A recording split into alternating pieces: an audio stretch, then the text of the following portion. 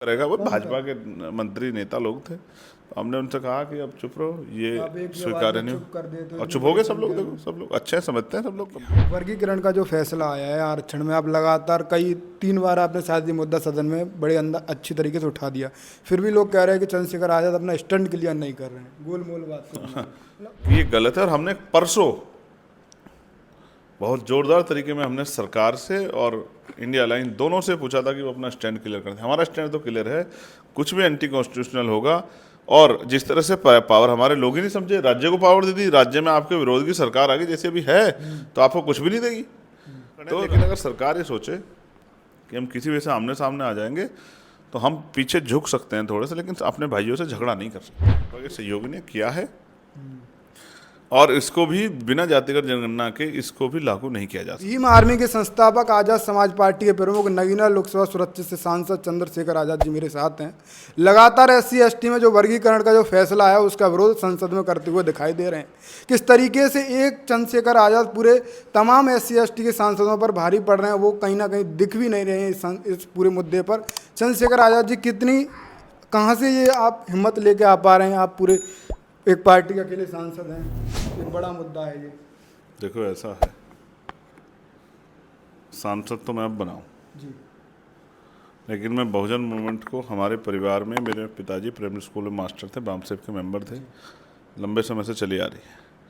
तो हम दुश्मन के षड्यंत्र को, दुश्मन के एजेंडों को, दुश्मन के द्वारा कही गई बात और उसके पीछे की बात को अच्छी तरह समझते हैं। 15 साल से हमने सड़कों पे खाक छानी है, अब हम संसद में आ गए हैं। तो जो संसद के अंदर हो रहा है, जो न्यायपालिकाओं में हो रहा है, जो संसद के बाहर हो रहा है, सब चीज़ों पे हमारी निगाह है।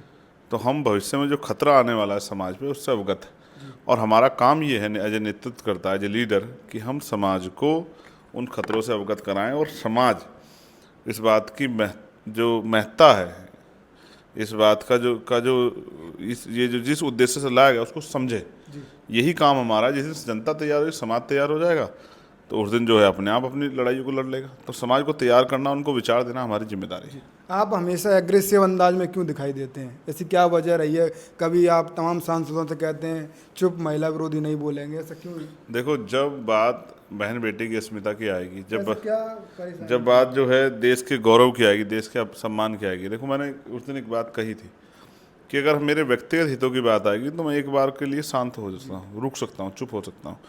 लेकिन जब बहन बेटियों के सम्मान की बात आएगी, जब देश के गौरव की, देश के हित की बात आएगी, देश के सम्मान की बात होगी, तब कोई समझौता नहीं होगा। इसलिए मैंने अपनी जिम्मेदारी अदा की। मुझे उस दिन बहुत पीड़ा हुई। मुझे लगता था कि विनेश इस देश के लिए गोल्ड मेडल लेके आएगी, और वो सपना जब टूटा तो बहुत पीड़ा हुई, क्योंकि मैंने उनके साथ बहुत सारे दिन बिताए हैं आंदोलन में। मैंने उनको देखा किस तरह का जुल्म उन पर हुआ, उनको घसीटा गया। और हम बाबा साहब अम्बेडकर को मानने वाले लोग हैं। बाबा साहब अम्बेडकर ने कहा, मैं किसी भी प्रदेश की, देश की, किसी भी समाज की तरक्की उस समाज में रहने वाली महिलाओं की तरक्की से मापता हूँ। जब बहन बेटियों पर जुल्म होगा या उनके अधिकारों को छीना जाएगा तो हम लोग चुप क्यों रहे? ऐसे हम सड़क पे बोलते थे, ऐसे हमने पार्लियामेंट में अपनी आवाज़ उठाई। और अगर कोई इस इशू पे, क्योंकि ये देश का विषय था ना, ये राजनीति से ऊपर था मेरे लिए, ना पक्ष ना विपक्ष, तो इस विषय पे पूरी पार्लियामेंट को एकजुट होना चाहिए था। लेकिन फिर भी कोई इसका किसी कारण से डिस्टर्ब करेगा। वो भाजपा के मंत्री नेता लोग थे, तो हमने उनसे कहा कि अब चुप रहो, ये स्वीकार्य नहीं हो और चुप हो गए सब लोग। देखो सब लोग अच्छे समझते हैं, सब लोग गंभीरता, सब लोग चुप हो गए। और मेरा मानना है कि कुछ विषय ऐसे होते हैं जहाँ राजनीति से ऊपर उठ के काम करना चाहिए। मुझे विश्वास था कि उस दिन जो है सरकार के लोग भी इसमें मदद करेंगे और विपक्ष के लोग भी, जहाँ तक कि उस तरह से मदद नहीं हुई, लेकिन फिर भी हमने अपनी जिम्मेदारी भाई होने के नाते भी और देश के गौरव का सम्मान रखते हुए, देश के जो है देश की बेटियों का सम्मान रखते हुए हमने अपनी जिम्मेदारी को अदा किया। वर्गीकरण का जो फैसला आया है आरक्षण में, आप लगातार कई 3 बार आपने शायद ये मुद्दा सदन में बड़े अंदर अच्छी तरीके से उठा दिया, फिर भी लोग कह रहे हैं कि चंद्रशेखर आजाद अपना स्टंट क्लियर नहीं कर रहे हैं, गोलमोल बात कर रहे हैं। वो इतने समझदार लोग नहीं हैं। देखो, सरकार चाहती है कि हम और हमारे भाई आपस में लड़े।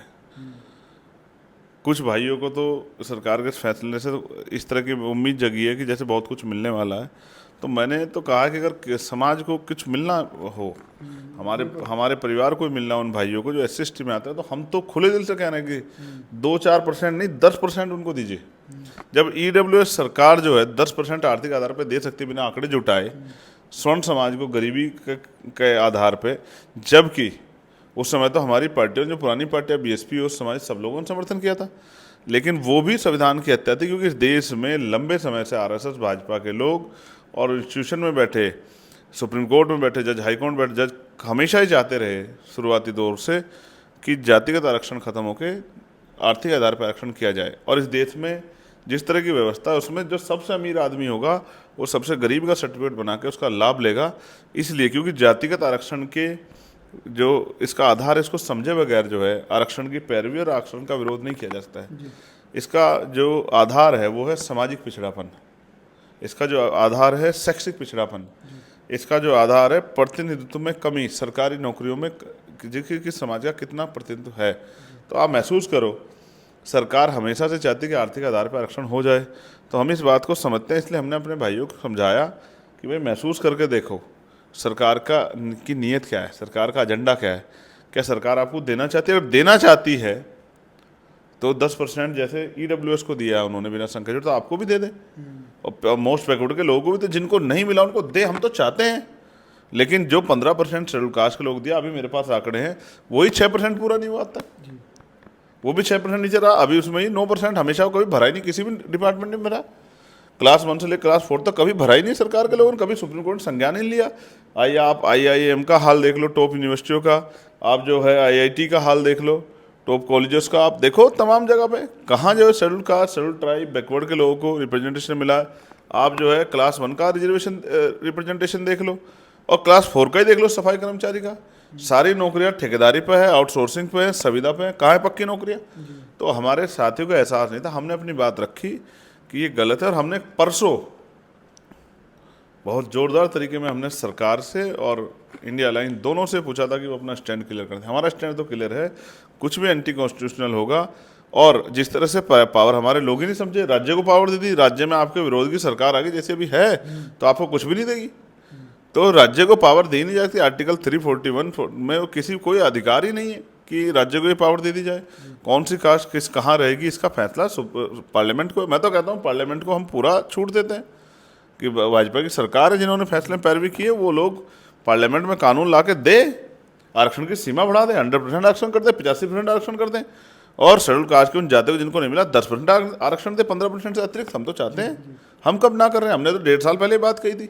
तो हम तो अपने लोगों के साथ खड़े हैं, लेकिन अगर सरकार ये सोचे कि हम किसी वजह से आमने सामने आ जाएंगे तो हम पीछे झुक सकते हैं थोड़े से, लेकिन अपने भाइयों से झगड़ा नहीं कर सकते। अखिलेश यादव के भाई धर्मेंद्र यादव कह रहे हैं कि नेता ही तो चाहते थे, ये कानून आना चाहिए था, और जो पिछड़े कैसे। अब समाजवादी का जो स्टैंड है वो समाजवादी के लोग जानते होंगे, अगर वो ऐसा चाहते हैं तो कोई बात नहीं, समाज देख रहा है सबको, कौन कहाँ खड़ा है। आप क्या चाहते हैं, ये फैसला लागू हो? देखो, मैं चाहता हूँ कि सबसे पहले जितना बैकलॉग है वो पहले भरा जाए, 15% रिजर्वेशन पहले पूरा किया जाए क्लास 1 से लेकर क्लास 4 तक। फिर राज्य सभाओं में जो है शेड्यूल कास्ट के लोगों को रिजर्वेशन दी जाए, शेड्यूल ट्राइब बैकवर्ड के लोगों को विधान परिषद में हमको रिजर्वेशन जो है एससी के लोगों को दिया जाए। जो भूमि है, जो बंजर भूमि है, जो माफियाओं के कब्जे में भूमि है, भूमाफियाओं के, उसको जो है उसका वितरण जो है भूमि सुधार करके लोगों में किया जाए। उद्योग धंधे में लोगों को जो है, हमारे लोगों को जो है रिजर्वेशन दिया जाए। तमाम तरह से जो है ठेकेदारी में जो ठेके सरकार गवर्नमेंट के होते हैं उनमें जो है schedule caste, schedule tribe, backward के लोगों को रिजर्वेशन दिया जाए। और हमारी ये मांग है कि आरक्षण को संख्या के आधार पर कर दिया जाए, जिसकी इतनी संख्या भर उसकी इतनी हिस्सेदारी लागू होना चाहिए। बहन जी, इस समय कह रही हैं कि आपातकाल का समय है, अपने एकजुट होकर सभी अपने हक अधिकार को बचा लीजिए, तो उन्हें ऐसा क्यों लग रहा है कि आपातकाल का समय है? तो देखो, सबसे पहले कौन बोला? हम ही बोले ना। अब हमारे बाद सब लोग बोले कि जो कुछ सुनने को मिलेगा चंद्रशेखर को मिलेगा। अब आपकी राजनीति वाजनीति खत्म ना हो जाए तो कम से कम आप भी कुछ बोल दो, वरना सबसे पहले स्टैंड हमने लिया, और आज भी हम अपने स्टैंड पर खड़े हैं कि हम किसी तरह का बंटवारा नहीं चाहते। और अगर देने की बारी आई तो हम तो 5%, 2% नहीं, 10% की मांग कर रहे हैं। लागू हुआ तो क्या हुआ? फैसला लागू, और फिर वो ना फैसले को देखो, फैसले में वो है, आपको याद होगा महिला रिजर्वेशन पे पार्लियामेंट में कानून आया, लेकिन उसके साथ ना एक क्लोज जुड़ा हुआ था कि ये लागू तब होगा जब आंकड़े हम पे जो हैं पर्याप्त हो जाएंगे, आंकड़े आ जाएंगे। आंकड़े कम आएंगे जातिगत जनगणना से। तो मैं तो कह रहा हूँ आप इसको लागू करो, जातिगत जनगणना कराओ तो सही, पता लगना चाहिए शेड्यूल कास्ट के किन जातियों ने किसका आरक्षण खाया। तो वो पता कैसे लगेगा? जातिगत जनगणना से। तो पहले जातिगत जनगणना भाजपा करा नहीं सकती। ये उसी तरह है कि वो उन्होंने कह दिया भाई 2031 में जाति का जनगणना कराएंगे, 32 के बाद लागू होगा। उसी तरह से आने वाले चुनाव में वोट का लाभ लेने के लिए भाजपा ने और भाजपा के सहयोगी ने किया है, और इसको भी बिना जातिगत जनगणना के इसको भी लागू नहीं किया जा सकता।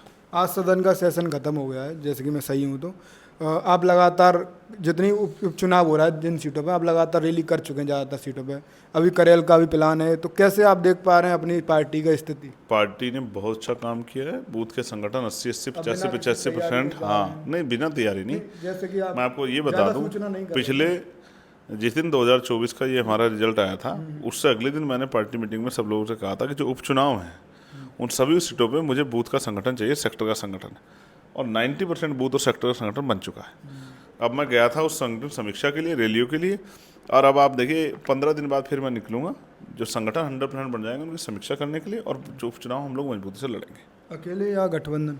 जनता के गठबंधन से। नहीं, फिर भी ये तो क्लियर हो गया कि सपा तो आरक्षण के फैसले के समर्थन में है, जो आरक्षण के विरोध में है, जो आरक्षण के को खत्म करना चाहता है, हम उन दलों से दूर होकर आज़ाद समाज पार्टी को अपने बलबूते पर चुनाव लड़ाएंगे। तो चुनाव में कहाँ देख पा रहे हैं? अभी आपके एक जिला पंचायत सदस्य भी साथ मुजफ्फरनगर से जीते हैं। देखो, मैं फिर कह रहा हूँ, मैं तो यहाँ सेशन में था और कार्यकर्ताओं ने जो मेहनत की है उनको बधाई, धन्यवाद। लेकिन मैं आपसे कह रहा हूँ उपचुनाव तो हम लोग मिलके और हमारी पूरी टीम मिलके मजबूत लड़ेगी, और बाकी मैं ना भविष्य करता हूँ, भविष्यवाणी करता हूँ, ना ही को तमाम तरह चीज़। एक भविष्यवाणी मैंने की थी कि हम लोग 1.5 लाख से ज़्यादा वोट जीतेंगे, और 1.5 लाख से ज़्यादा वोट से जीते। और अब भी मैं कह रहा हूँ कि उत्तर प्रदेश में आज़ाद समाज पार्टी एक नया जो है विकल्प बन के उभरेगी इसी उपचुनाव में, आप देख लेना। चंद्रशेखर आज़ाद जी मेरे साथ थे। लगातार सदन में SC/ST पर जो वर्गीकरण का जो फैसला आया है उसका लगातार विरोध कर रहे हैं और आवाज़ ये उठा रहे हैं कि कॉलेजियम सिस्टम में जिस तरीके से सुप्रीम कोर्ट में, सर्वोच्च न्यायालय में तमाम ऐसे महत्वपूर्ण बिंदुओं से अवगत समाज को करा है, जो कि काफ़ी ज़रूरी है। फिलहाल बहुत बहुत धन्यवाद समय देने के। आपका धन्यवाद, और मैं उम्मीद करूँगा कि आप आगे भी अपने कार्य को इसी तरह आगे बढ़ाते रहेंगे, और महान पुरुषों का आशीर्वाद आपको और आपके सभी साथियों, प्रशांत भाई, सब लोगों पे बना रहे। जय भीम, जय भारत, जय संविधान, जय मंडल, जय जोहार। और एक और आपके चैनल पे आज का विशेष दिन है कि आज विश्व आदिवासी दिवस है, तो मैं सबसे पहले इस बधाई को देना चाहता था, लेकिन आपने सवाल खड़ा कर दिया, तो मैं आपके चैनल के माध्यम से पूरी दुनिया में रहने वाले आदिवासी परिवार को हमारे विश्व आदिवासी दिवस की बधाई देता हूँ और उनके लिए मंगल कामनाएं करता हूँ।